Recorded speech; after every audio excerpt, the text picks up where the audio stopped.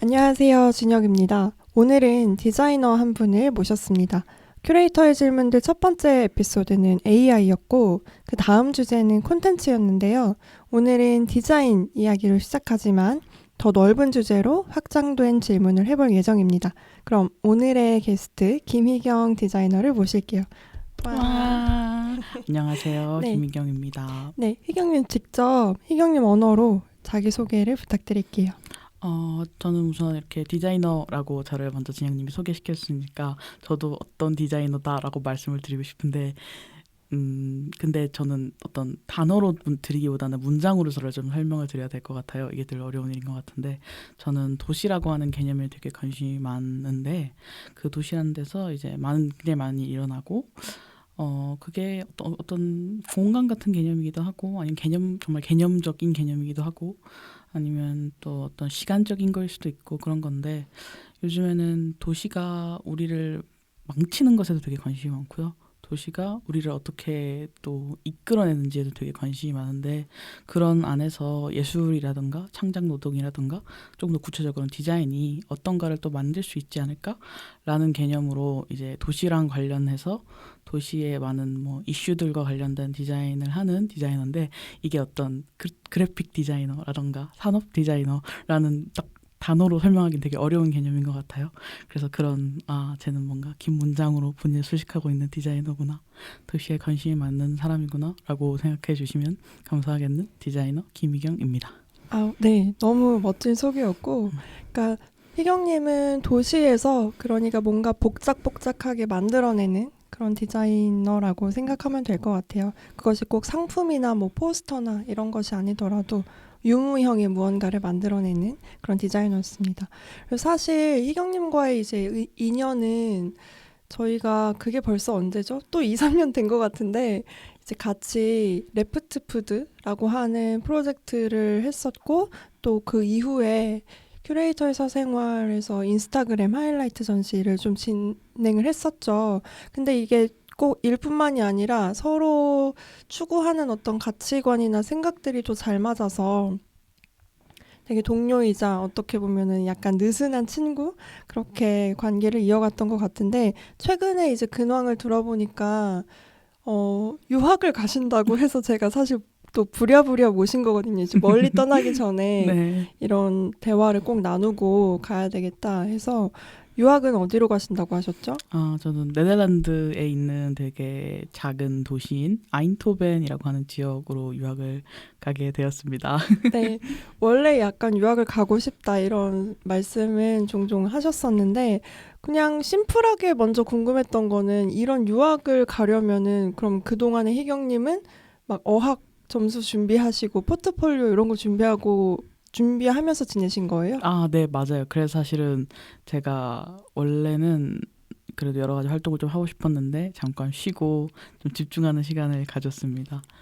그래서 다음 스텝으로 넘어가기 위해 그런 것들을 준비하고 계셨고, 또 좀 근황에 대해서도 궁금했던 거는 이제 네덜란드라고 하는 서울과는 아주 이제 먼 국가 그리고 도시에 이제 가시잖아요. 근데 여기서 학문적으로 배우기를 기대하는 것도 있을 거고, 또 학문 외적으로 내가 뭔가 습득하고 즐기고 오길 바라는 것도 있을 것 같은데, 그런 것들은 어떤 것일까요? 이거를 뭔가 아까 말씀하셨던 것들랑 되게 엮어서 설명을 드릴 수가 있을 것 같은데 저 같은 경우에는 어, 두 가지 이유가 있어요. 그 나라에 가기로 한 게 정말로 그 학교가 좋아서 가는 이유가 있는데 그리고 그거에 대해서 먼저 설명을 좀 드리자면은 사실 제가 아까 단어로 어떤 디자이너다라고 설명하는 게 되게 어렵다고 했잖아요. 근데 그런 사람한테 되게 적합한 학교라고 저는 거기를 생각을 했어요.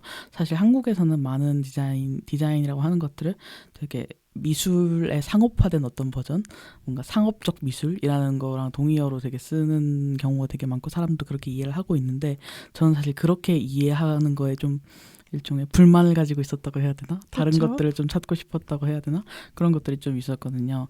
조금 저의 좀 TMI에 대해서 좀 설명을 드리면은 저는 원래 좀 순수 미술을 전공을 하다가 디자인으로 변경을 하게 된 좀 뚜렷한 이유가 있는 편이었는데 사실 순수 미술을 전공한 건 오히려 뚜렷한 이유가 좀 없었던 것 같아요. 그냥 그림 그리니까 이런 느낌이었는데 이제 성인이 되고 나서 이제 바꾸게 된 건 좀 이유가 있었던 거죠. 왜냐면은 좀 저는 실제로 작동하는 거에 되게 관심이 많았어요. 사람들의 삶이랑 실제로 붙어서 얘가 어떤 식으로 작동될 수 있을지에 좀 되게 관심이 많았다 보니까 디자인을 선택했던 건데 근데 또 그러다 보니까 자연스럽게 어떤 그래픽 디자인이라던가 산업 디자인이라고 하는 좀 매체적인 것에 관심을 두는 경우는 아니었었어요. 정말 주변에 많은 분들을 보면은 그래픽 디자인 자체에 매료돼서 그걸 너무 좋아해서 하시는 분들 굉장히 많고 뭔가 산업 디자인, 제품 디자인에 매료돼서 그거를 이렇게 하시는 분들도 많고 한데 그런 것도 물론 멋지지만 뭔가 저는 매체는 매료되는 어떤 대상이라기보다는 제가 사용하는 매개에 더 가깝다는 느낌으로 굉장히 접근을 많이 했고 그래서 저는 좀 그걸 찾고 있었어요. 저처럼 디자인은 어떤 매개고 하고 싶은 어떤 주제가 있는 디자인을 하는 곳을 찾고 있었는데 그렇게 했을 때 그 전공 이름이 되게 그런 프로덕트 디자인, 뭔가 그래픽 디자인 이런 식으로 나눠져 있는 게 아닌 학교들을 찾다가 알게 된 곳이 그 학교인데 그래서 제가 계속 이렇게 좀 더 이렇게 저에 대해서 이렇게 얘기해 주세요. 얘기해도 되나요? 네, 너무 좋아요. 네. 제가 가는 데는 지오 디자인이라고 하는 학과인데 그 지오가 아마 지오그래피 할 때 그 앞부분에 그 지오가 될 거예요. 그래서 어떤 아까 말씀하신 도시와 굉장한 연관성이 있게 느껴지는데요. 네, 맞아요. 그런 도시라고 하는 매개 자체에 얘기할 수도 있고 뭔가 환경에 관한 것들을 얘기하기도 하고 뭔가 지구에 관해서 얘기하기도 하는 그런 전공으로 본인들을 설명을 하고 있고 다른 전공들도 마찬가지 그 학교에 있는 다른 전공도 마찬가지로 뭔가 딱 어떤 사물로 매체로 설명하기보다는 주제로 설명하는 것들이 되게 강해서 관심을 가지게 됐는데 이런 식으로 디자인이라고 하는 어떤 물질로서 디자인보다는 어떤 주제로서 디자인을 얘기를 하고 싶어서 이렇게 찾아 나가게 된 게 학문적인 이유. 이게 첫 번째. 저희가 그 얘기를 하다가 여기까지 넘어온 거죠. 너무 흥미롭습니다. 네. 그리고 두 번째로는 이거는 나중에 얘기할 얘기를 먼저 얘기하는 걸 수도 있는데 제가 시스템이라고 하는 거에 관심을 가지게 되면서 또 유학을 가야겠다라고 마음을 먹은 것도 좀 있었어요.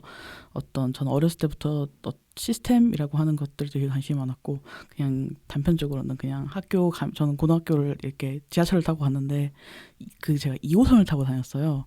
2호선 아침 2호선을 다들 서울 2호선을 타보신 분들은 아시겠지만 뭘 할 수가 없어요. 책 읽는 것도 안 되고 굉장히 복잡하죠. 네, 핸드폰 하기도 힘들어요. 그런 상황에서 그냥 이렇게 지하철 노선도를 계속 보고 있는 게 전 되게 재밌었던 것 같아요. 이 노선은 왜 여기까지 갈까? 여기는 왜 여기까지 깔려 있을까? 이 플랫폼 왜 이런 이름일까? 라고 하는 것들을 계속 그냥 상상을 하게 되는 그런 것들이 있는데 이때가 뭔가 제가 시스템에 딱 이렇게 꽂혔게 됐다라고 하는 걸 인지하게 된 계기인데 네덜란드가 그런 식의 시스템으로 찾아볼 수 있는 재밌는 것들이 굉장히 많아요. 일단은 네덜란드는 트램이 되게 유명하죠. 그렇죠. 네, 트램이라고 하는 되게 특수한 노면전차라고 하죠. 노면전차라고 하는 특수한 시스템을 운영을 하기도 하고 있고 그리고 그런 전체적인 열차 시스템이 되게 잘 되어 있는 나라기도 하고 그리고 제일 재밌는 건 자전거 시스템. 자전거를 탄다라고 하는 거는 어떻게 보면 되게 개인적으로 보이는 행위인데 그거를 어떻게 시스템화해서 개인적으로 보이는 행위에 연관해서 이 사람들이 더 편하고 쉽게 자전거를 탈 수 있게끔 유도하는가가 굉장히 잘 되어 있는 곳이잖아요. 그래서 그런 면에서 어떤 게 개인적이고 어떤 게 구조적인 건지 어떤 게 구조적이고 어떤 게 개인적인 건지에 대해서 이렇게 생각해 볼 수 있는 되게 좋은 나라 시스템이라고 생각을 했어요. 그래서 이런 이유로 요즘에는 기대된다. 네.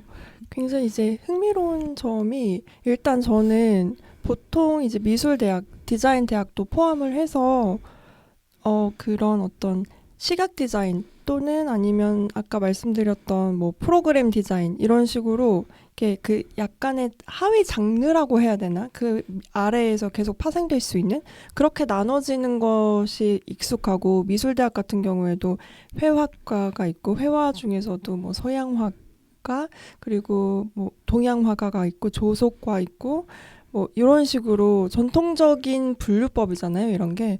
근데 주제적으로 접근한다라는 거는 사실은 처음 들어서 무척이나 이제 흥미롭고, 그리고 어떻게 보면은 특히나 디자인이라고 하는 그 분야 자체가 도시와는 때려야 뗄 수 없는 관계를 가지고 있음에도 약간 한 과목 정도로만 좀 배우고 넘어가는 경향도 있는 것 같아요. 근데 아예 이제 학과 이름 자체가 그런 지오그래피 디자인이라고 하는 게 너무나 흥미롭고 궁금하게 느껴지고, 그래서 갑자기 생각난 질문이, 지금 구체적으로 내가 들을 수 있는 생각나는 과목명도 있어요? 그 프로그램을 미리 볼 수가 있어요?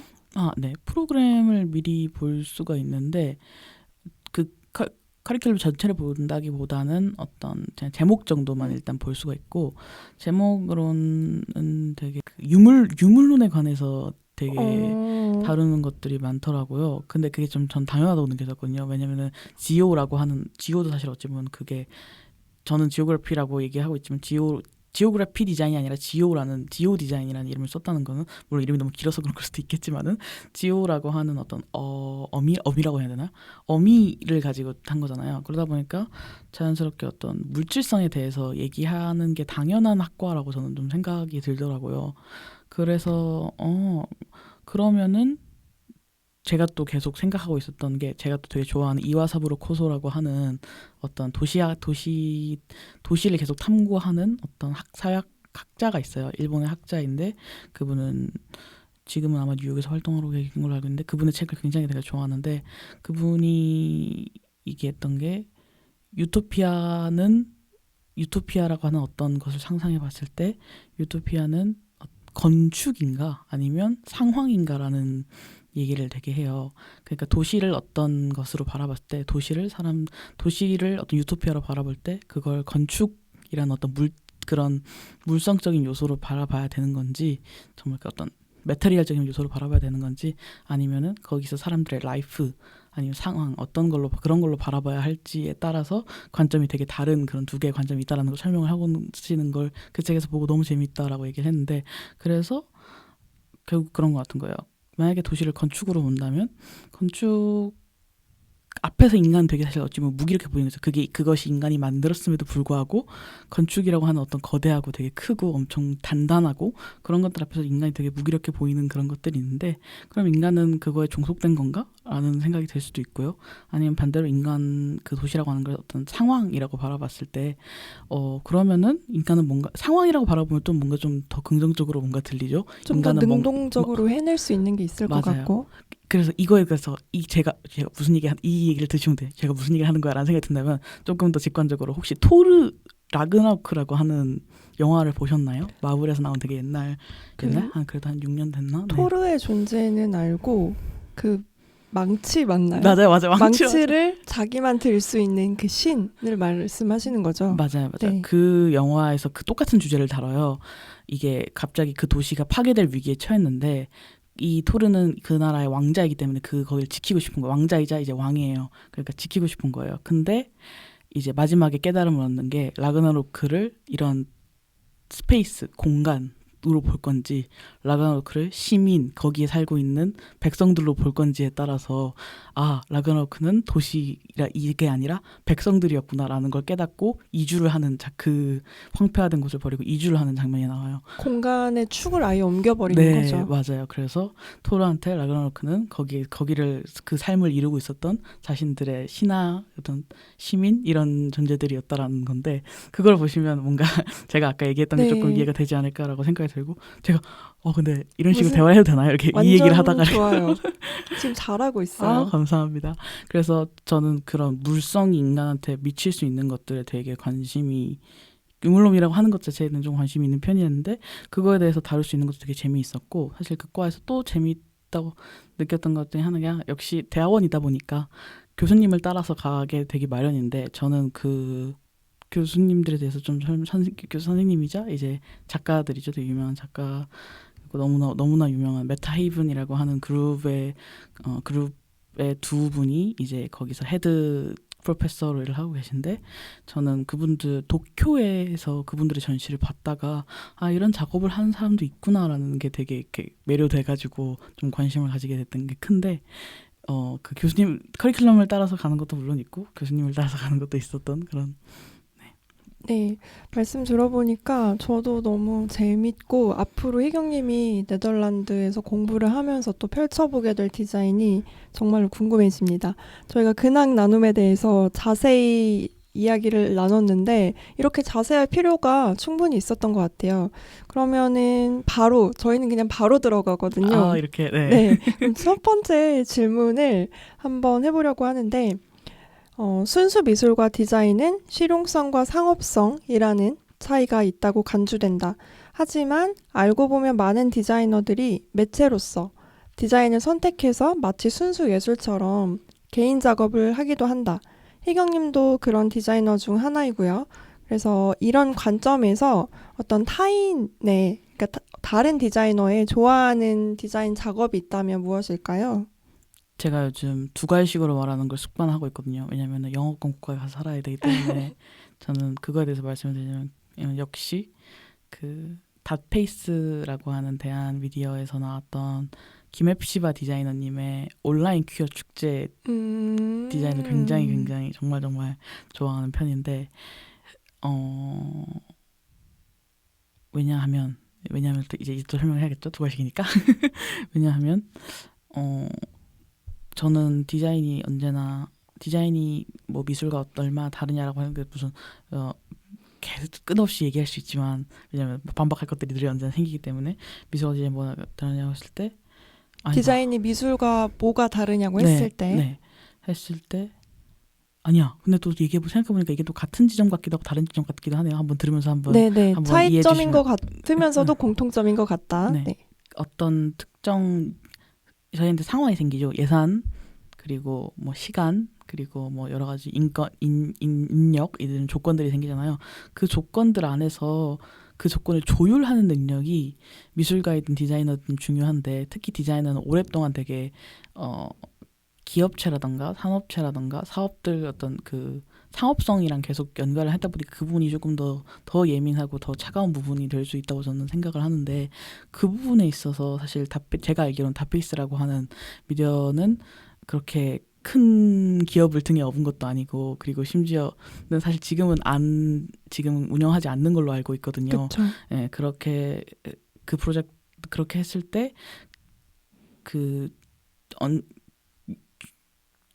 어떤 크다고 할 수 없는 돈과 그리고 분명 다 연관돼 있죠. 크다고 할 수 없는 돈과 비교적 인력과, 적은 예산과 인력. 네, 비교적 적은 예산과 인력 그리고 당연히 그렇게 되면은 시간도 적게 배분되는데 그 안에서 최선의 기획을 어떻게 마련했는지가 저는 되게 좋은 디자인이라는 게 뭔가라고 생각했을 때에 이루어지는 요소 중에 하나다. 사실 돈이 많으면 많은 걸 할 수 있고 계속 테스트를 해볼 수 있고 피드백을 할 수가 있으니까. 네, 맞아요. 그렇게 했을 때 이 대한미디어라고 하는 작은 그룹에서 이렇게 산정된 조건으로 이렇게 많은 사람들이 참여할 수 있으면서 그것이 저는 사람들을 귀찮게 하지 않는 게 되게 중요한 포인트라고 생각을 하거든요. 뭔가 사람들을 참여시키는 작업이나 참여시키는 디자인을 할 때 그러면서 사람들이 또 기꺼이 참여할 수 있는 작업들을 만드는 거에 대단함에 대해서 되게 전 너무 정말 놀랐다 이런 생각을 많이 했었고 정말 언제나 정말 좋게 잘 기획된 디자인이라고 하는 거 그리고 어떤 사회 변화와 함께 가는 것을 지향하고 있는 디자인이라고 하는 것이라 했을 때에 가장 먼저 떠오르는 작업이라고 하면 역시 김혜피바 디자이너님의 온라인 퀴어 퍼레이드인 것 같습니다. 네, 그러니까 요약을 하면 희경님이 이 디자인을 가장 좋다고 생각했던 것은 효율적인 측면 그러면서도 그 동시대적 감각 근데 이 동시대적 감각이 다수의 감각인 것보다 소수의 동시대적 감각을 잃지 않고 있다라는 점에서 굉장히 고무적이고 눈여겨보게 됐다라고 말씀을 해주셨어요. 너무 좋습니다. 저도 지금 머릿속에서 그 이미지들이 딱 떠오르면서 사실 이 얘기는 디자인적으로 즉 시각적 전략으로서의 디자인으로도 굉장히 성공을 한 거거든요. 그 이미지가 딱 떠오른다는 것은. 네, 좋은 답변이었고 저 같은 경우도 요 질문에 좀 답을 하려고 생각을 좀 해봤어요.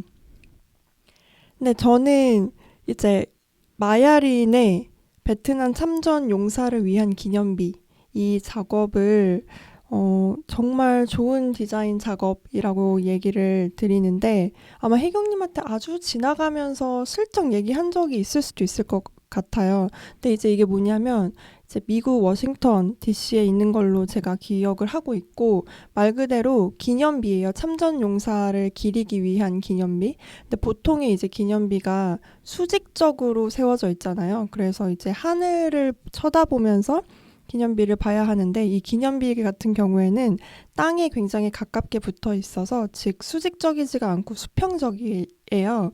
그래서 이제 하늘에서 흔히 말하는 항공샷으로 이거를 찍어봤을 때 이 기념비가 각도가 되게 넓은 V자를 이렇게 그리면서 진행이 되거든요. 근데 어떻게 보면은 이거는 공공미술이나 이제 건축물이 아닌가 이렇게 이 범주 안에서 해석이 될 수도 있지만 사실 그 사용자 경험이 중요하다는 그 측면에서 디자인 안에서 논의가 될 수 있다고 생각을 하거든요. 근데 이 사용자 경험이 중요한 작업이다라는 게 어떤 얘기냐면 이 기념비가 제가 아까 V자로 땅에 가깝게 설계가 되어 있다고 했잖아요. 근데 그 외벽에는 참전 용사들의 이름이 음각으로 이렇게 새겨져 있어요. 그래서 그거를 이렇게 손으로 더듬으면서 그 V자를 그대로 따라가면서 이거를 다 감각을 할 수가 있거든요.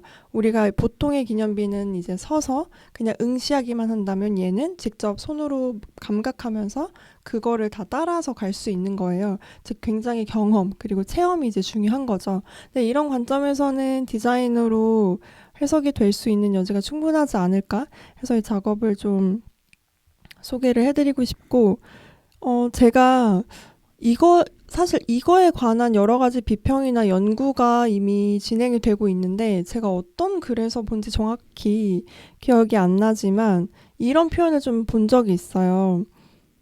약간 그 V자가 땅에서 난 상처를 좀 시각화한 것이다. 그러니까 전쟁이라고 하는 게 땅에서 너무나 많은 상처를 내고 이제 피를 흘린 그런 사건이잖아요. 근데 그런 것들에 있어서도 너무나 미술적인 디자인이다라고 생각을 했고 굉장히 문학적이라는 또 생각이 들어서 전 이 작업을 어떻게 보면 가장 좋아하는 작업 중에 하나인 것 같습니다. 네, 그러면 이렇게 한번 답변을 맞춰보고 바로 질문 2로 한번 넘어가 볼게요. 좋습니다. 네. 이게 희경님의 그간 활동을 떠올리게 되면 사람들을 모으거나 사람들이 모인 곳에 내가 들어가는 그런 연결, 만남과 같은 행위였는데요.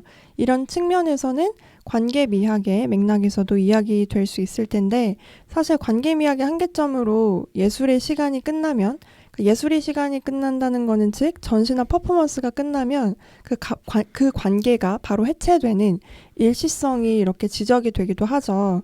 그래서 희경님 역시 이 점에 대해서 좀 고민을 해본 적이 있는지, 이를 보완할 수 있는 방법이 있다면 무엇일지, 아니면은 그냥 아예 나는 이런 걸 꼭 보완해야 하나 이런 생각을 하시는지 궁금합니다.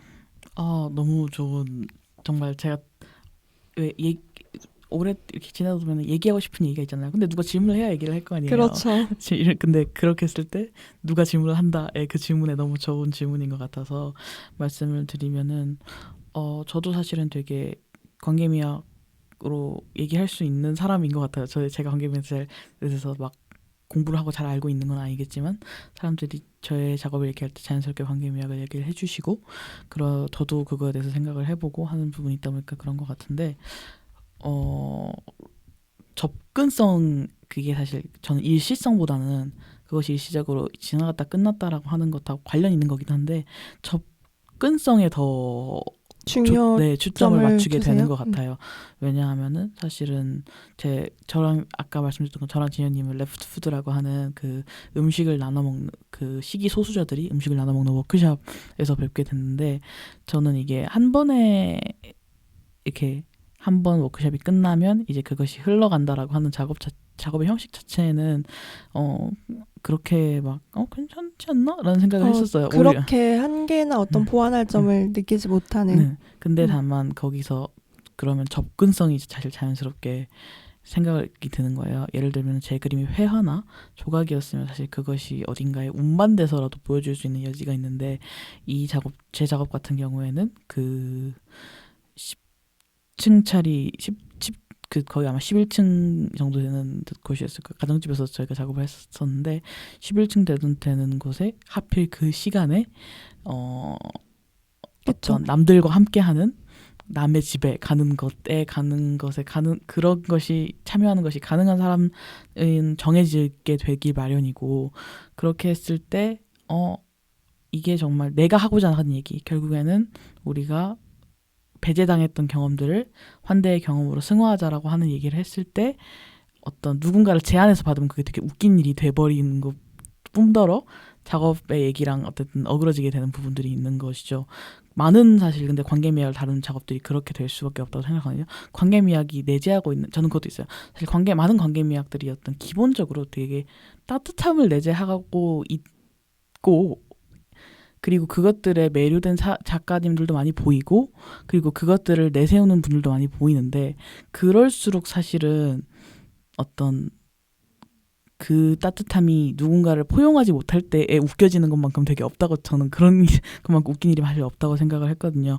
예를 들면 사실 미술관 그 트라바니자의 작업을 저도 좋아는 하는데 리크리트 트레바니자. 트라바니자 작가의 작업을 좋아는 하지만 많은 사람들이 비판하는 것 중에 하나로 그 모마라고 하는 미술관에 가서 할 수 있는 사람이 몇이나 있다고 그것이 미술관에서 이루어지는 것이냐라고 미술관에서 이루어졌을 때 되게 많이 비판을 받았다고 저도 듣고 있고 그거에 대해서 공감이 가는 측면들도 분명히 있었어요. 그런 식으로 관계미학이 따뜻해지기 위해서 기꺼이 더 섬세해야 되는 부분들이라는 건 분명히 존재하구나라는 생각들을 되게 많이 했고 그래서 사실 저랑 엮어서 더 얘기를 해보자면은 저는 그 레프트 푸드를 통해서 음식이라는 것도 다뤘고 음식을 통해서 사람들하고 관계 맺는 것을 다뤘는데 그렇게 했을 때 따뜻해지기만은 싫은 거예요. 뭔가 사람들하고 포용을 하고 만나서 음식을 나눠 먹고 하는데 그런 마음 드는 거죠. 정말 음식을 나눠 먹는다는 게 따뜻하기만 한 행위일까? 라는 것에 좀 의심을 가지게 되는 것들 중에 하나가 자연스럽게 생기지 않았나 하는 그런 생각을 했습니다. 네. 정리를 좀 해보자면 우선 이제 레프트 푸드라고 하는 그 프로젝트에 대해서 먼저 잠깐 설명을 더 드려야 될 것 같아요. 그러니까 레프트 푸드는 이제 다양한 이유로 어떤 특정한 식재료를 먹을 수 없는 경험을 가진 이들을 한 곳에 모아서 그들이 가져온 식물성 식재료로 요리를 하고 다시 그들에게 그 음식을 이제 대접해주는 일종의 환대의 프로그램인 거죠. 그래서 이게 아까 말씀하셨듯이 어떤 오브제나 회화나 심지어는 뭐 설치나 이런 식으로 표현이 되는 게 아니라 말 그대로 프로그램이고 어떤 만나는 장이었기 때문에 형체가 없었고 그리고 이 프로그램 자체가 또 그렇다고 어떤 공적인 그러니까 다 오픈되어 있는 전시 공간이나 뭐 갤러리라든지 대안공간이라든지 아니면 미술관도 아니라 정말 누군가의 집이었잖아요. 네.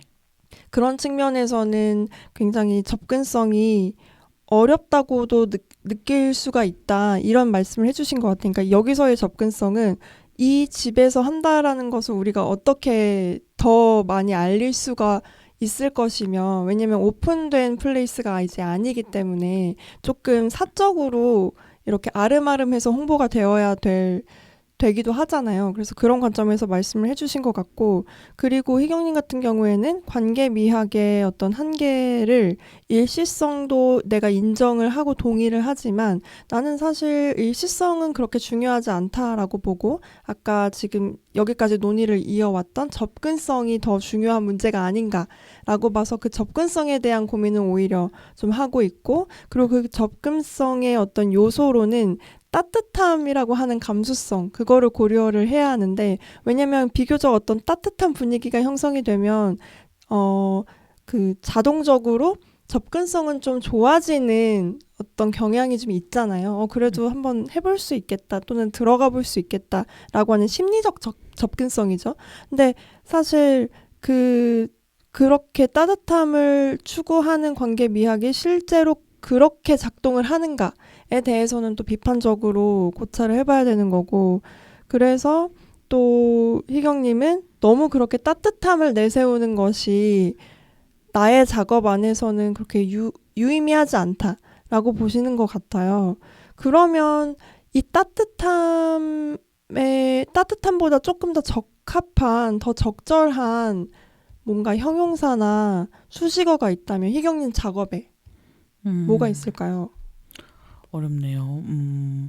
맞아. 저는 정리를 너무 잘 해주셨는데 정리해 주신 것처럼 따뜻하기만 할 생각은 또 없다고 생각했고 그 따뜻하기만 하는 거를 되게 그러니까 어떤 일종의 나이브함이죠. 나이브함을 좀 경계하고 싶은 마음을 강하게 가지고 있는데 근데도 사실은 제가 어쨌든 간에 사람들을 모아서 뭔가 하는 것에 의의가 있다라고 생각하는 거 굳이 그 다른 사람과 식사하는 게 불편한 사람들한테 그냥 각자 음식을 나눠주고 맛있는 걸 먹으면 되는데 사람들이 굳이 모아서 뭔가 작업을 하겠다라고 해야 되는 건 역시나 커뮤니티의 중요성을 저는 되게 강하게 느끼고 있기 때문이라는 생각이 들었어요. 이 사람들하고 뭐 당장 저는 조금 그래서 당장 따뜻하지 않아도 된다라고 생각이 들기도 해요. 제가 어떤 커뮤니티 안에 들어갔을 때에 느꼈던 감정은 따뜻함이라기보다는 그냥 좀 더 편안함에 네, 가까운 것 같은데요. 맞아요. 좀 편안함과 기다림? 나를 좀 기다려주는 거? 맞아요. 그런 기다림이라는 수식어 정말 좋은 것 같아요. 왜냐하면은 사실은 제가 이런 경험들이 다 사람들 대부분 다가 되게 익숙한 커뮤니티에 많이 소속돼 있잖아요. 그냥 학교, 직장, 뭐 가족 아니 동네 이런 식으로 본인이 노력해서 다른 커뮤니티에 가지 않는 이상 다른 커뮤니티에 굳이 갈 일이 없단 말이에요. 근데 저는 사실은 어떤 사회운동이라던가 아니면 광장에서 일어나는 많은 일들이 사실은 그런 본인들이 속해 있던 커뮤니티를 많이 벗어나는 일들이 되는 거가 일 수도 있다고 생각을 했어요. 뭐 시위를 한다던가 아니면은 제가 그 레프트푸드의 연장선으로 작업을 했었던 어떤 집과 종이접기라고 하는 파티에서는 아예 그냥 그 강제 집행에 관심만 있는 사람이면 누구든지 다 참여할 수 있게끔 열려놨던 것처럼 그리고 실제로 그 공간들이 그랬던 것처럼 어떤 다른 커뮤니티에 기꺼이 들어가는 일들이 되게 가지고 있는 중요함이 있다고 생각을 했어요. 그러니까 내가 굉장히 일상적인 예를 들어서 회사나 아니면 학교 같은 일상적인 커뮤니티에서 벗어나서 완전히 낯선 커뮤니티. 근데 그 낯선 커뮤니티가 예를 들어서 시위 현장 같은 커뮤니티를 말씀하신 거죠. 네, 맞아요. 그래서 그런 커뮤니티에 물론 많은 분들이 그런 커뮤니티에 들어갈 일이 적고 요즘엔 좀 있었죠. 근데 네. 근데 남태령이라던가 네. 남태령 시위 참여라던가. 네, 맞아요. 남태령 광화문 이렇게 있었는데 이게 일상적인 경험은 아니죠. 일상적인 경험이 아니기 때문에 좀 의미가 있는 것 같긴 한데 거기서 마주치는 어떤 좀 친밀함, 어색한 친밀함 같은 것들이 저는 있다고 생각을 했어요. 그게 사실 저는 커뮤니티라고 생각을 하거든요.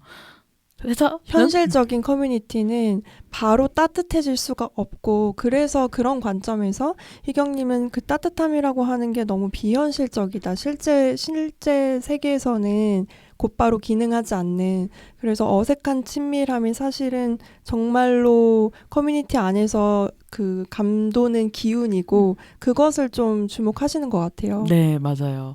그래서 억지로 물론 친밀함도 억지로 이루어질 때 좋은 부정도 분명히 있어요. 그 노력들이 좋은 게 있는데 친밀함으로만 끝나는 생각을 멈추고 싶진 않다라는 그런 생각을 가지고 있습니다.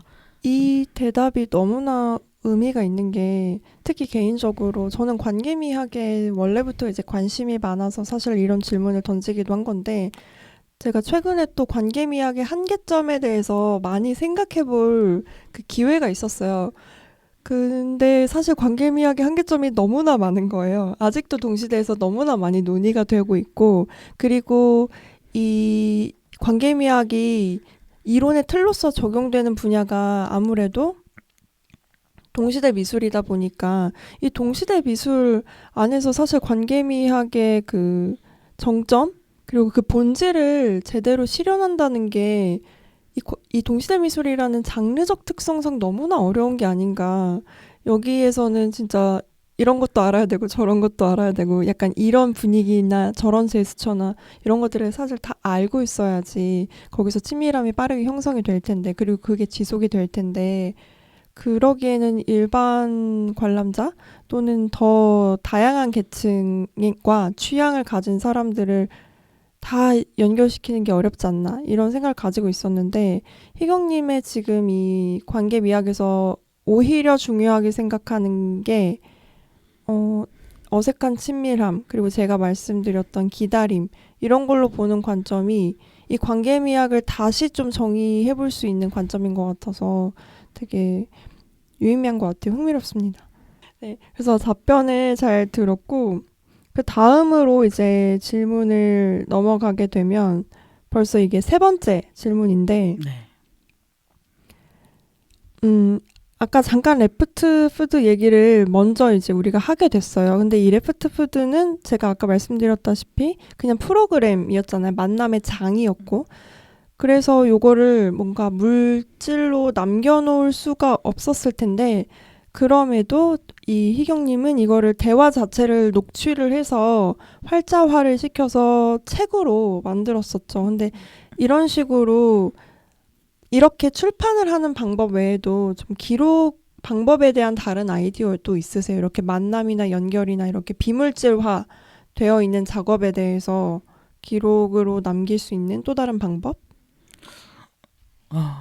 되게 어려운 것 같아요. 그 기록하는 것을 사실 기획하는 것까지도 제 역할이라고 생각을 했었는데 그러다 보니까 이제 거기에 들어간 게 이제 저희가 그림을 그리는 시간이 가지잖아요. 저희가 잠깐 설명을 해드리면은 레프트 푸드는 같이 만나서 좀 서로에 대해서 자신이 가지고 온 식재료로 설명을 했어요. 처음에는 거기에 참여한 참여자분들이 자신한테 의미가 있는 식재료를 설명을 하면서 본인을 설명하는 시간을 가지고 이제 그러다 보면 자연스럽게 대화가 돋고 그렇다면 그 대화를 하는 사이에 제가 그 식재료를 가지고 요리를 하는 동안 이제 회화 작가님인 박슬 작가님이 이제 드로잉을 약간 리드를 해주셨죠.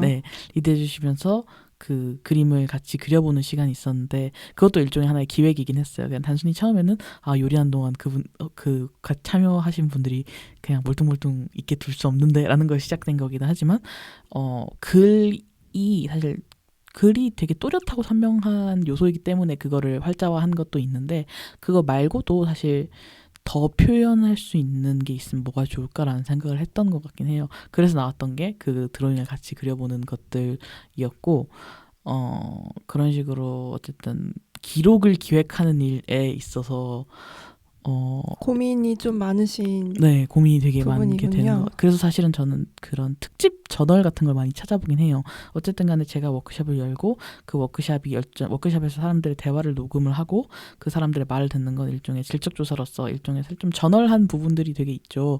그런 사람 인터뷰 같은 느낌들이 굉장히 있는데 그런 부분에서 사실 제일 고도로 발달되는 역시나 그런 어떤 기자님들이 하는 그런 것들이라고 생각을 했기 때문에 특집 기사 같은 것들을 굉장히 많이 보는데 특집 기사에 정말 많은 것들이 있어요. 인터뷰도 있고 그리고 그분들이 정말 추적한 객관적인 내용들도 있고 그리고 그거를 또 어떻게 드러낼지에 대한 그 주제에 대해서 어떻게 드러낼지에 대한 방법론적인 인포그래피 같은 것들도 굉장히 발전이 돼 있고 그러면서 또 요즘에 웹이 또 발달해 있다 보니까 그런 특집 기사들이 웹으로 나오는데 그렇다면 웹이 가질 수 있는 어떤 그 기획의 특징은 뭐가 있을까를 되게 고민한 흔적들이 보이는 특집 기사들이 굉장히 많아서 저는 아예 그 특집 기사들을 따로 모아놓는 그 폴더가 있거든요. 그래서 저는 주로 그 인포그래픽이 되게 잘 드러나는 기사 같은 것들을 좀 참고를 많이 하는 것 같아요. 역시 디자이너여서 좀 시각적인 부분에 더 관심을 가지게 되는 것들도 있는데 근데 또 이거는 정말 매체적인 부분이고 정말 글로 남길 건지 아니면 녹취본으로 남길 건지 아니면 그래픽으로 남길 건지 사진으로 남길 건지 이런 것들은 정말 매체랑 관련된 부분이고 그거를 기록하는 데에서 그것이 또 어떻게 잘 드러날지에 대한 고민들은 진짜 좀 도도이표인 것 같아요. 왜냐면은 어쨌든 그분들이 편안하고 진솔하게 그 얘기를 해주시는 게 굉장히 중요한 포인트라고 생각을 하고 그리고 거기서 또 의외성이나 아니면 그 당사자 그 워크숍이나 그 파티에 참여했던 당사자분이 아니라면 얘기할 수 없는 얘기들이 나오는 게 사실은 저로서는 되게 좋은 작가로서 그걸 기획한 기획사한 사람으로서 되게 좋은 결과를 발굴해내는 일이라고 할 수가 있을 것 같은데 그렇다면 그것을 나오게 하기 위해서 나는 어떻게 이분들한테 자연스럽게 이것을 이끌어낼 것인가는 정말 너무 어려운 것 같아요. 정말 어떻게 보면은 또 하나의 인터뷰어로서 고민도 같이 하시는 것 같으니까 기록자의 입장에서 그 대상 어떻게 보면 이게 사진은 아니지만 피사체가 어떻게 더 자연스러운 모습을 취해줄지를 그것까지 디자인하는 게 희경님의 몫인 것 같다라고 또 고민을 해주셨어요. 좋습니다. 그러면은 마지막 질문인데요. 희경님이 만들어낸 연결과 만남에는 자주 음식이 매개가 되곤 합니다. 함께 식사를 하거나 파티를 여는 방식이죠. 그러면서 최근에는 시스템에 관심이 있다고 하셨는데 예를 들어 음식이 유통되는 방식과 체계 같은 것이죠. 이런 시스템을 파악하기 위해서 희경님이 지금 실행하고 있는 노력은 무엇인지 또 시스템에 관심을 두고 이를 파악함으로써 궁극적으로 지향하는 것은 무엇인지 궁금합니다. 네. 이것도 사실 그 진영님을 레프트푸드에서 뵙고 또 몇 차례 만남을 가지면서에 있었던 저와 그 지금의 저가 되게 다른 부분에 대해서 잘 설명할 수 있는 부분인 것 같은데 저는 맞아요. 시스템을 파악하기 위해서는 시스템은 사실 너무 큰 분야고 그리고 어떤 큰 분야인데다가 객관성이 분명히 필요한 부분들이기 때문에 자연스럽게 데이터를 찾아볼 수밖에 없게 되는 것 같아요. 예를 들면은 제가 레프트푸드를 맨 처음에 만들어야겠다라고 마음을 먹었을 때 어떤 그 비건지향한 사람들의 외로움 그리고 음식을 다르게 먹는 분들의 외로움에 대해서 예술을 다루는 사람으로서 창작을 하는 사람으로서 디자이너로서 뭘 할 수 있을까라고 고민했을 때 일단 그분들이 정말 그 검증단계가 필요했어요. 이런 사람들이 얼마나 있고 이런 사람들이 겪는 어려움 뭐고 그리고 거기서 더 구체적인 어려움 뭐고 거기서 뭐 그런 구체적인 어려움에서 디자이너로서 관여할 수 있는 게 뭐가 있는지를 검증하는 방법을 저는 그냥 전공을 통해서 처음에는 전공자로서 배워왔던 게 되게 크죠. 디자이너로서 어떤 시장 조사를 하는 방식의 방법들을 가지고 이제 실제로 이 사람들이 어떻게 하는지에 대해서 하는 그런 방법론을 썼던 게 컸는데 이제는 그 방법론에서 조금 더 넘어가서 뭔가 그걸 조금 더 깊게 알고 있으면 좋겠다는 생각을 되게 많이 했던 것 같아요. 이분들이 시스템 때문에 힘든 거 시스템 때문에 고통받는 게 맞는데 그렇다면은 거기서 그냥 단순하게 고통받는다 말고 어떻게 어디서 어떤 파트로 너무 고통을 많이 하시다 어쨌든 좀 어려움을 겪는지에 대해서 그 찾는 게 되게 중요한 부분인데 그래서 저는 오픈 데이터를 되게 많이 열린 데이터들 공공 데이터들을 되게 많이 좀 찾아봤던 것 같아요. 그래서 저는 웹사이트 되게 제가 선호하는 자주 찾아보는 웹사이트가 있는데 서울 열린 데이터 광장이라고 서울에서 이렇게 정말 서울이랑 관련된 데이터들을 그냥 무료로 그냥 뭐 누구든지 시민이라면 다 볼 수 있게끔 열어놓은 부분이 있고 그리고 마찬가지로 서울 연구 데이터베이스라고 해서 여기는 조금 더 서울이랑 관련된 도시랑 관련된 부분들에 대해서 열려있는 것들이 되게 많아서 저는 그 사이트 되게 애용을 하고 있고 그래도 최근에는 한국은행 홈페이지에 보면은 관련된 데이터들이 경제랑 관련된 데이터들이 굉장히 많이 나와요. 정말 작게는 그냥 쌀 수입 수출, 쌀 소비량 뭐 이런 것부터 해가지고 어쨌든 간에 그 시스템 데이터를 통해서 조금 간접적으로 우리 라이프라고 하는 것, 우리 삶이라고 하는 것들을 어떻게 바라볼지에 대한 데이터들이 굉장히 많이 나와 있고 저는 처음에는 되게 주관적인 걸로 작업을 시작하는 사람이었는데 내가 비건 지향을 해보니까 비건 지향을 하는 게 생각보다 이러이러한 부분이 어렵네. 다른 사람도 그럴까라고 하는 개인적인 부분에서 발언하는 게 컸는데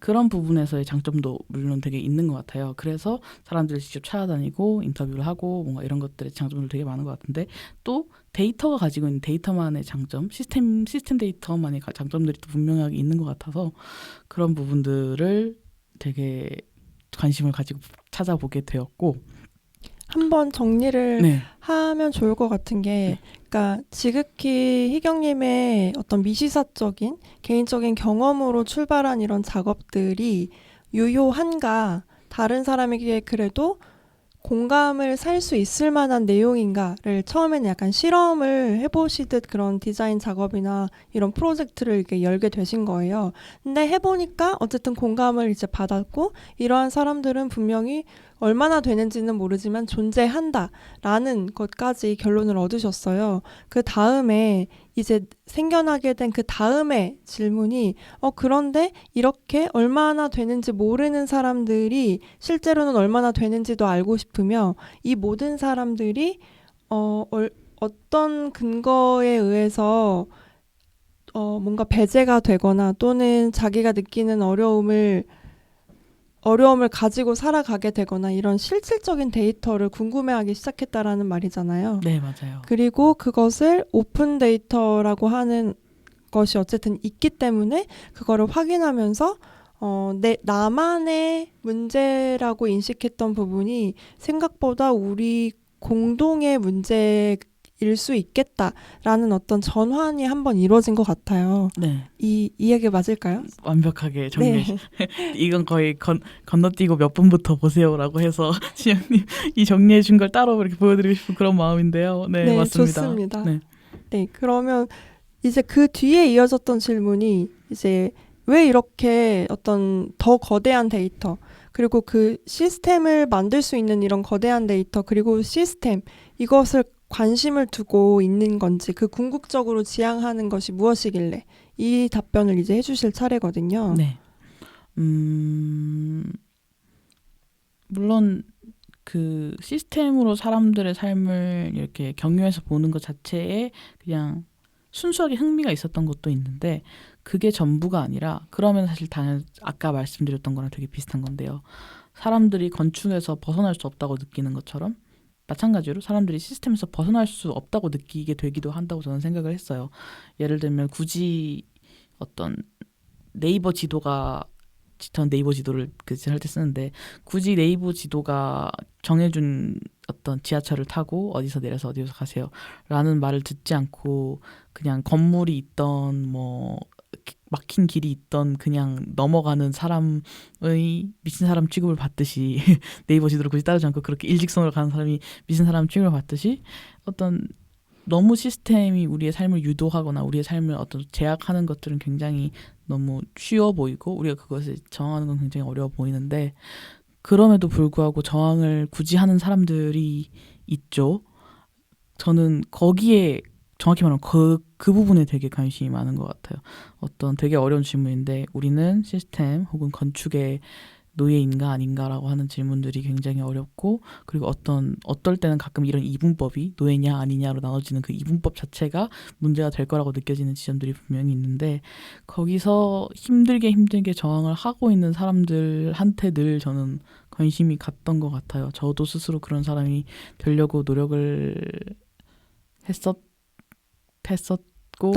하고 있다고 생각을 하고 네 그래서 결국 시스템이라고 하는 것들이 정리하자면 시스템이라고 하는 것들이 굉장히 차갑고 데이터라고 하는 것들이 굉장히 어떤 딱딱해 보이는데 사실 그게 아니라 그걸 경유해서 느낄 수 있는 어떤 다른 인간적인 부분들이 있는 것 같아서 관심이 있게 되었습니다.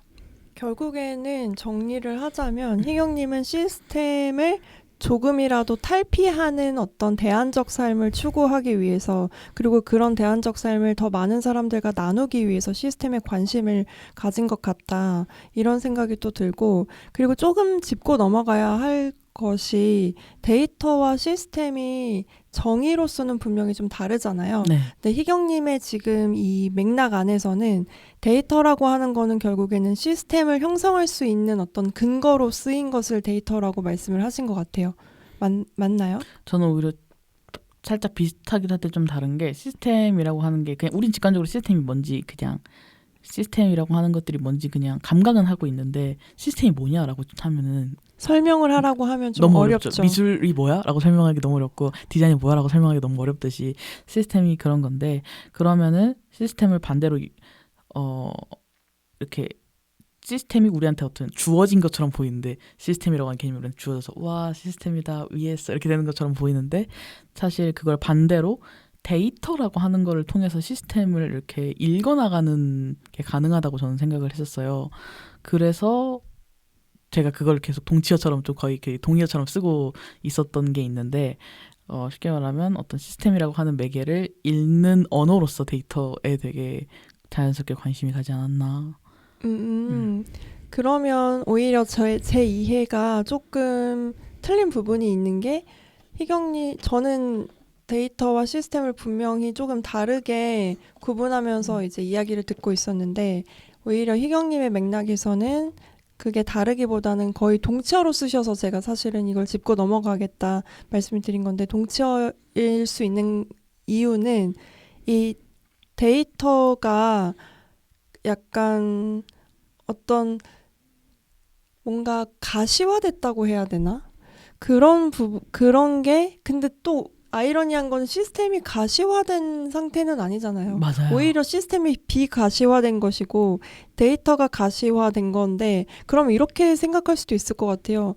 그러니까 희경님의 맥락 안에서는 시스템과 데이터가 거의 동일한 개념인데 시스템은 보이지 않는 개념인 거고 데이터는 좀 그거를 볼 수 있는 개념인 거고 그래서 아까 말씀하신 그것을 읽는 도구로서 그러니까 시스템을 읽는 도구로서 데이터로 보는 게 맞다라고 하는 게 그렇게 정리가 될 것 같습니다. 맞아요. 시스템이 열이라면 데이터는 열 화상 카메라 같은 거. 네, 어떤가요? 좋습니다. 네. 네, 좋습니다. 그래서 이렇게 좀 어떻게 보면은 일상적으로 나눌 수 없는 대화인 것 같으면서도 그런데 저희가 정말 만나면 이런 얘기를 하면서 막 흥미로워 했었잖아요. 맞아요. 그러면서 정말 우정을 나누기도 했었고 그래서 이 녹음이 끝나고 더 이어나갈 이야기가 더 많을 것 같아서 또 흥미롭게 들었고 이제 마지막으로 희경님이 저한테 해주실 질문이 하나 남았어요. 근데 미리 저한테 얘기를 안 해줘서 약간 떨리기는 해요.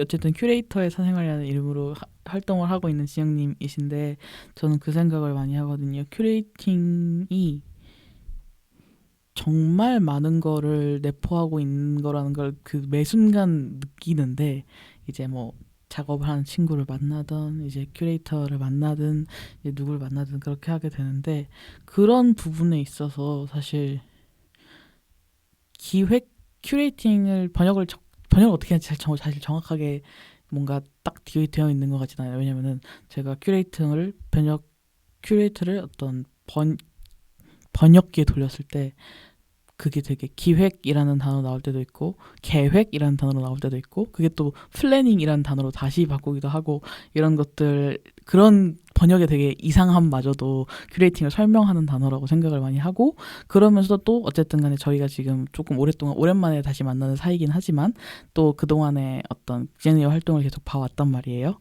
그렇게 했을 때 지영님이 미술에 관한 이야기를 많이 하는 것 그리고 미술에 관련해서 스스로 뭔가 정말 기획해서 뭔가를 만들어내시는 것 안에는 늘 사람을 매개해서 그런 것들이 이루어지고 있다는 생각을 되게 많이 했었어요. 그래서 저는 그게 되게 신기한 게 물론 작업을 가지고 미술에 대한 얘기가 나올 수도 있고 전시를 가지고 어떤 미술에 대한 얘기가 나올 수도 있고 책에 대한 얘기를 할 수 있는데 뭔가 진영님의 그 기획의 늘 안에는 사람이 있다라는 생각을 되게 강하게 하게 된 것 같아요. 그런 것들에 대해서 스스로 알고 계신지도 좀 궁금하고 그리고 저희가 또 그런 얘기를 했잖아요. 두 번째 질문이 두 개가 돼버렸는데 어떤 진영님이 전형적인 큐레이터의 웍을 밟지 않는 상태에서 독립 큐레이터로 일하시는 것에 대해서 저는 이게 어떻게 들릴지 모르지만 지연이 스스로도 어떤 자부심을 가지고 있으실 거라고 저는 생각을 들었거든요. 그것에 대해서. 그렇게 했을 때 그런 어떤 제야 이런 단어를 써도 될까요? 제야의 큐레이터로서 제야의 큐레이터로서 계신 게 이런 사람하고 매개되어서 있는 것하고 되게 관련이 있는 것 같으신지 또 전 좀 궁금했어요. 우선 저의 기획안에 항상 이 사람이라고 하는 게 제가 굉장히 관람객을 염두에 두는 기획을 한다라는 말처럼 들리는데 여기서 말하는 사람은 정말 그 사람 자체를 지칭하기도 하지만 그래도 포지션을 조금 더 방점을 찍자면 관람객인 게 맞나요? 아니요. 저는 오히려 저 같은 사람일 수도 있고 정말 사람? 네. 저 같은 사람일 수도 있고 아니면 다른 미술가일 수도 있고 아니면 저번에 했던 것처럼 콘텐츠를 만드시는 분일 수도 있고 정말 관람객일 수도 있고 아니면 지영님이 하는 행사에 관심이 있어서 오신 분 모든 정말 사람인데 네. 정말 사람을 말씀을 하시는 것 같은데 저는 그런 생각은 해요. 저는 이제 큐레이터라고 하는 그 어떤 포지션에서 가장 중요한 기술이라고 해야 되나? 기술도 아니에요. 능력? 능력도 너무 과분한 단어이기는 한데 해야 할 일 정도로 표현을 하면은 저한테는 그게 돌봄이거든요. 네. 그러니까 저는 큐레이터라고 어떤 그런 포지션을 가지고 일을 했을 때 두루두루 돌보는 일을 제가 하고 있다고 생각을 하는 것 같아요. 근데 이 돌봄이라고 하는 거는, 그러니까 지시와는 굉장히 다르고 방향성을 제시하고 이런 거랑은 조금 다른 얘기거든요. 근데 방향도 제가 돌봐야 하는 대상인 거거든요. 큐레이터 그 명칭을 달고 일을 할 때는 그런 의미에서 제가 원하는 방향을 돌보고자 약간의 뭐랄까 이론적 틀도 필요하고 때로는 카리스마라든지 어떤 설득도 이제 필요한 거지. 근데 그것을 위에서부터 뭔가 아래로 내려야 하는 것은 아니라고 생각을 하고 그러다 보니까 정말 작가도 돌봐야 하고 관람객도 돌봐야 하고 듀엣전이나 단체전이면 작가와 작가 사이의 그 관계도 제가 조금 돌봐줘야 되고 그리고 전시의 디자이너 그리고 그 운반해 주시는 기사님도 제가 돌봐야 되고 그 기사님과 작가님이 제대로 소통하고 있는지도 사실은 좀 돌봐야 되고 이렇게 돌보는 게 가장 중요한 일이 아닌가라고 생각을 하는 것 같아요. 근데 이게 뭔가 네, 요 정도로 한번 일단은 답변을 좀 드려보고요. 그리고 아까 그 제야의 큐레이터라고 하셨는데, 그러니까 어떻게 보면은 확실히 그 특히 한국 동시대 미술계 안에서 뭔가 학부 때부터 미술사와 관련된 전공을 하고 석사 학위를 다 취득하고 어떤 그 무슨 자격증도 있고 일련의 과정들이 있잖아요. 네. 근데 저도 그런 것들을 안 한 건 아니에요. 단지 이제 순서가 조금 바뀌어 있다. 근데 사실은 순서도 굉장히 중요하잖아요. 근데 순서를 이제 완전히 뒤집어 엎었다라는 점에서는 좀 제야일 수도 있을 것 같기는 해요. 근데 왜냐하면 순서를 뒤집었었을 때는 사람이 관점이 달라질 수밖에 없거든요. 왜냐면 그 계속 미술계 안에 있었을 때 그 스텝을 밟아 나가면서 볼 수 있는 것과 미술계 밖에서 점점 안으로 좁혀 들어오면서 보았던 그 바깥 세상의 관점을 미술계 안으로 끌고 들어오는 거기 때문에 사실은 이 순서만 달라져도 조금은 다른 방식이 나오긴 하는 것 같아요. 적어도 이 미술이라고 하는 이 산업 안에서는. 근데 그리고 아까 너무 감사하게도 자부심이 있는지를 여쭤보셨는데 그걸 좋게 평가하시니까 자부심이라는 단어를 쓰셨겠죠?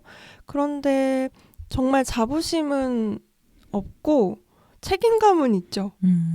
책임감은 어떤 책임감이냐면 이런 식으로 내 마음대로 그 커리어 패스를 조정했었을 때 못하면 안 되잖아요.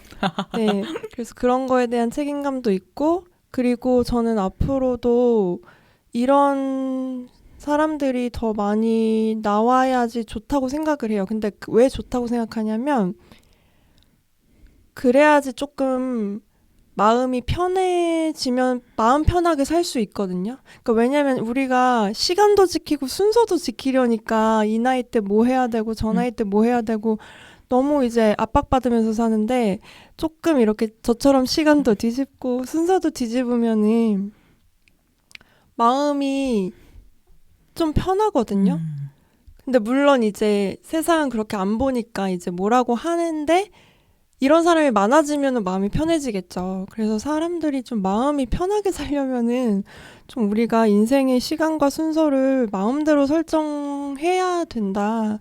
그러려면 어쨌든 그렇게 살아본 사람이 조금 잘하고 열심히 해야 된다. 이런 책임감은 있는 것 같아요.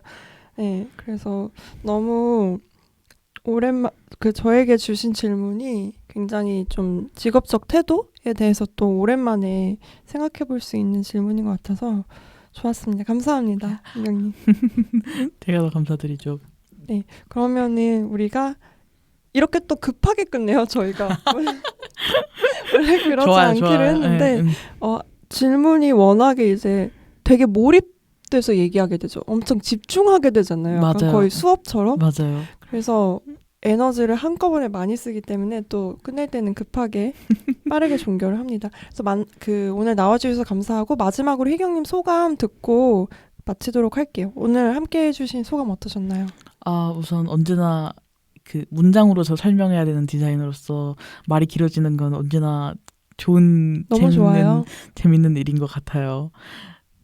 그런 자리를 또 왜냐면 사실 제가 완전 그렇죠. 그래도 아직도 그래도 신인이라고 해도 되겠죠? 아직 신인이라고 해도 되는데 더 신인일 때 이렇게 저한테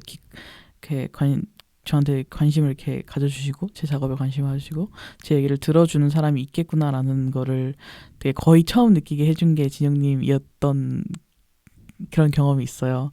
그런데 또 여전히 제가 이제 또 다른 곳에 가든 아니면 또 다른 분야 또 다른 쪽에 관심을 가지든 하는 식으로 할 때도 여전히 저한테 이렇게 관심을 가져주시고 또 제 얘기를 이렇게 해주시는 거에 늘 감사의 말씀을 드리면서 네, 희경님이 문장으로 자기를 소개하는 거를 이제 지향하고 그렇게 하려고 계속 시도를 하시잖아요. 네. 근데 그런 시도가 결국에는 그 문장대로 정말 희경님의 길을 만들어 줄 거라고 생각하고 저희가 이렇게 자기소개 그리고 자기 이야기를 함으로써 사실 생각지도 못하게 굉장히 구체화가 많이 되는 것 같아요. 맞아요. 네. 그래서 아마 오늘 하셨던 내용들이 희경님이 아주 먼 땅인 네덜란드에 가셔도 조금 주기적으로 들으면서 내가 이런 걸 하려고 했지라고 하는 어떤 나침반 같은 그런 녹음이 되었으면 좋겠습니다. 감사합니다. 제가 또 처음에 말씀해 주신 것처럼 힘들 때 들어볼 수 있는 이런 기록의 기회를 주셔서 감사합니다. 네, 감사합니다. 안녕. 안녕.